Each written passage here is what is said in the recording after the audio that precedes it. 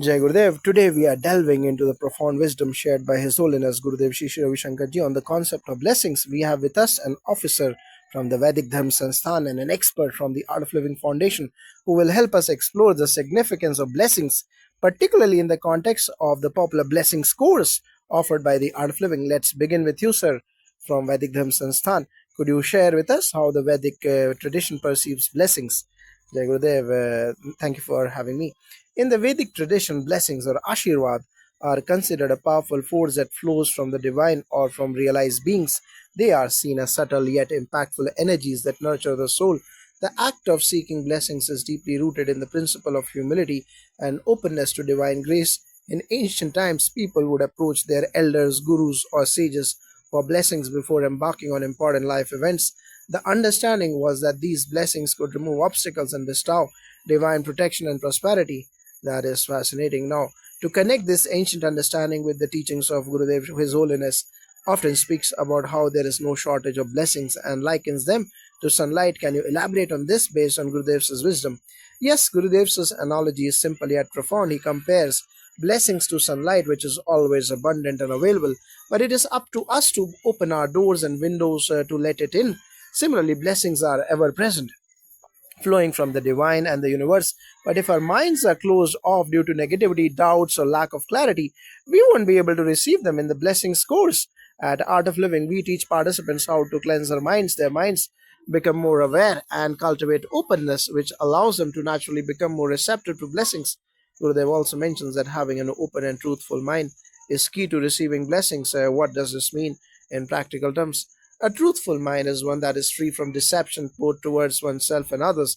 When you are truthful, there is a natural openness, a certain innocence that attracts blessings. In the course, we emphasize practices like Sudarshan Kriya and meditation, which help purify the mind, making it more transparent and honest. When there is no internal conflict or suppression, blessings flow effortlessly into your life. This is because a clear mind acts like an open window for grace and positivity to enter.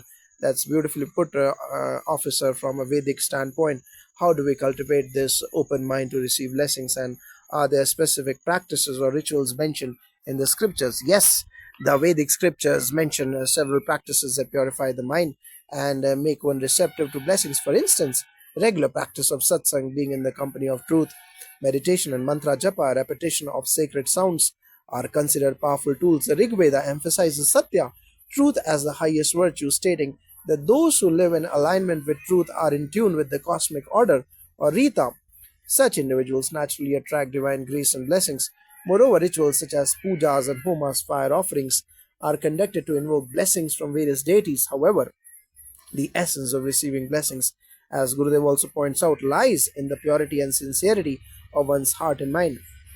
That ties in well with what Gurudev teaches about openness. Speaking of rituals, the Art of Living's blessing course is often seen as more than just a spiritual retreat. Could you tell us what makes this course unique and how it fits into this broader understanding of receiving blessings? The blessing course is indeed unique because it goes beyond traditional learning. It's an immersive experience where participants are guided to connect deeply with their inner self through advanced meditations and practices that Gurudev has personally designed. One of the key elements is understanding how to harness the power of intention and silence. Silence, in this context, allows the mind to settle into its natural, truthful state where it is open and receptive to divine grace. The course also teaches how to bless others. Gurudev says that when you are in a state of abundance, blessings naturally flow through you and you become a channel for others to receive grace.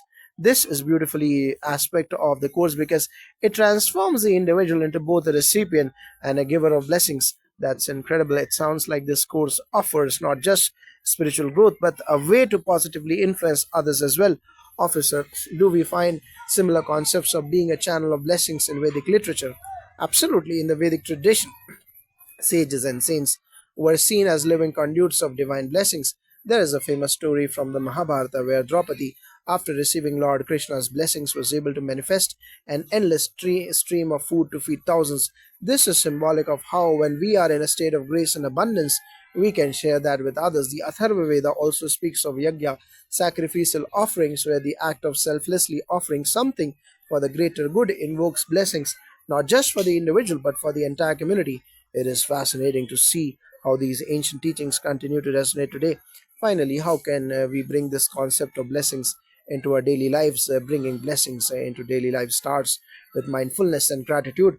When we cultivate an attitude of gratitude for what we already have, we naturally open ourselves to receiving more. It is also about staying connected to your inner self through regular meditation and spiritual practices. As Gurudev often says, when you are in the present moment and aligned with truth, you automatically become a magnet for blessings. Thank you both for this enlightening conversation. We have explored how blessings, whether in ancient Vedic tradition or through Gurudev's teachings, are abundant and ever present. It is up to us to purify our minds and open ourselves to receiving them. Jai Gurudev. Let's continue the discussion by diving deeper into how blessings impact a human well being. You both have spoken about the spiritual and mental aspects, but are there any studies or scientific research that support the effects of blessings on physical and emotional health? Yes, there is an area that is gaining more attention in the scientific community. Several studies have explored how meditation, prayer, and the act of receiving blessings can positively impact both emotional and physical health. For example, research on the Sudarshan Kriya, a core practice in the Art of Living courses, has shown that regular practitioners experience reduced stress levels, lower blood pressure, and enhanced emotional resilience. When a person is in a calm meditative state, their body is more likely to heal and recover faster, which aligns with the idea that being open to blessings allows positive energies to flow. One specific study published in the Journal of Clinical Psychology examined the effects of meditation and positive intention on physical and emotional well being. It concluded that participants who engaged in these practices showed significant improvements in their stress management and emotional health. This can be connected to what we teach in the Blessings course, that cultivating openness to blessings through silence, meditation, and positive intention brings about profound changes in one's overall health and state of mind. If we look into the ancient texts, there is a deep correlation between blessings and well being, which is now being confirmed by modern science in the Ayurveda. It is mentioned that blessings, especially those from one's elders, guru, or even nature, can contribute to ojas, the vital life force that governs immunity and vitality. When one's mind is free from stress, when there is alignment with the cosmic order, the ojas flows supporting good health and longevity. In terms of research, studies have shown that positive emotions such as gratitude and openness to receiving blessings are linked with the release of beneficial hormones like oxytocin and serotonin, which are known to boost immune function and promote well being. This aligns with the ancient understanding that when you receive blessings, you are in a state of grace which promotes both mental and physical health. It's interesting to see the convergence of ancient wisdom and modern science. You mentioned ojas in Ayurveda, which is fascinating. Could you explain more about how blessings are linked to the flow of ojas and how this can be practically applied in everyday life? Ojas is a subtle essence that nourishes the body and mind, and it is directly influenced by our thoughts, emotions, and actions.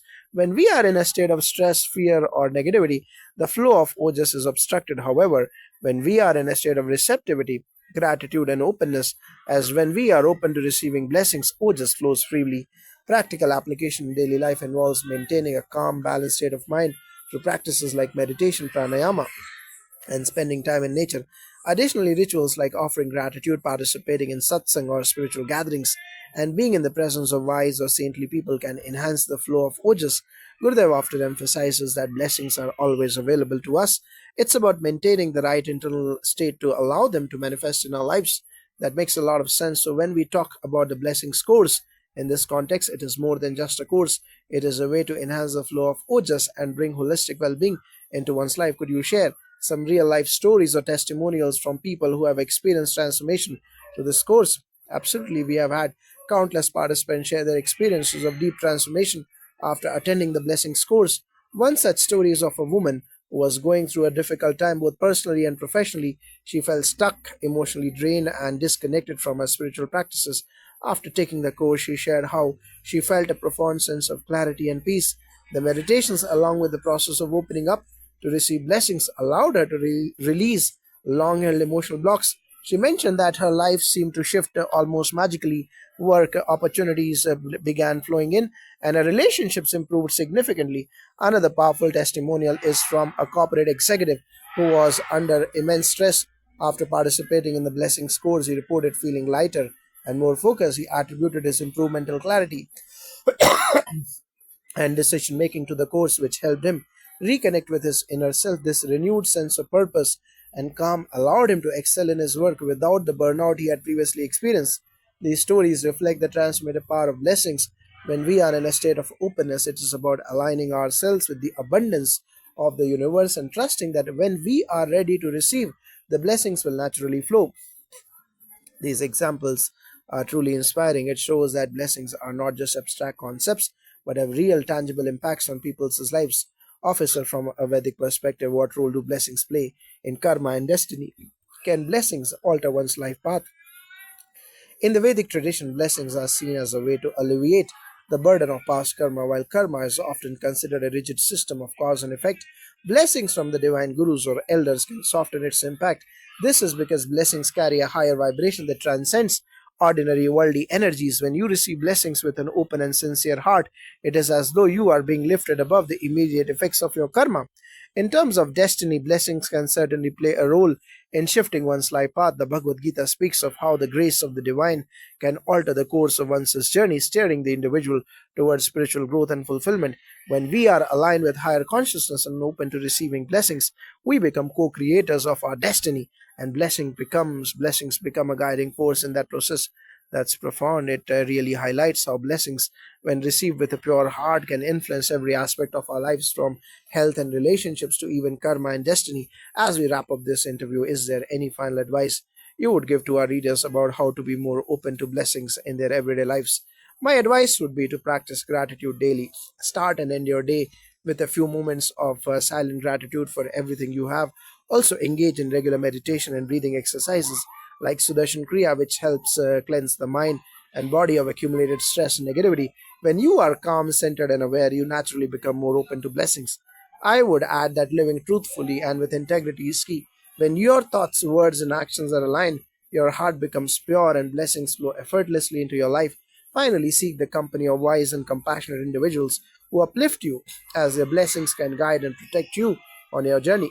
Thank you both for this enlightening conversation. It is clear that blessings, whether from ancient Vedic wisdom or through the teachings of His Holiness Gurudev Shri Ravi Shankar Ji, are an essential part of a spiritual and everyday life. We look forward to continuing this exploration with more insights and stories from those who have experienced the transformative power of blessings.